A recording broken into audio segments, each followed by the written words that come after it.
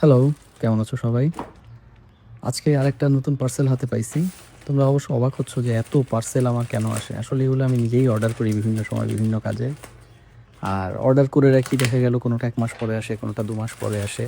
এই অর্ডারটা ছিল চায়না থেকে। শীতের আগ মুহূর্তেই আমি কয়েকটা চাদর অর্ডার করছিলাম। সেটা একদম সস্তায় চায়না থেকে।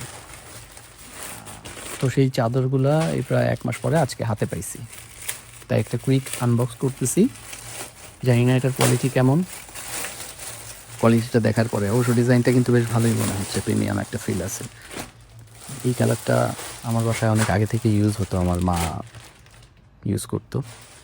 এটা কি হালকা হলুদ ধরনের, এটা দেখো সায়ান, তার মধ্যে অনেক ডিজাইন। খুলে দেখি।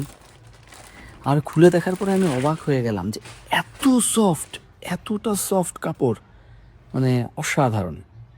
আমি এই রকম সফট ফেব্রিক্সের চাদর, মানে আমরা যে ইন্ডিয়ার বা পাকিস্তানি যে চাদরগুলোর কথা সবসময় বলি বা কিনি, আমার বাসায় আছে বেশ কয়েকটা, সেগুলো এইরকম সফট হয় না মখমলের মতো। অথচ দেখো, সিম্পল ফেব্রিক্স। আর এটা কিন্তু সেলাইয়ের না, এটা হচ্ছে কি বলে আমি নিজেও জানি না, যাই হোক। তবে অনেক অনেক সফট, আমার ভালো লাগছে। এই ৩টা কালার আমি অর্ডার করছিলাম, অনেক কালার ছিল, আমার এই ৩টা কালার অর্ডার করা ছিল। আমি জানতামও না যে পাবো কি পাবো না, বা একদম বাজে হয় কি না, বাট আমি ধরেই আমার মনে হচ্ছে যে এটা worth it।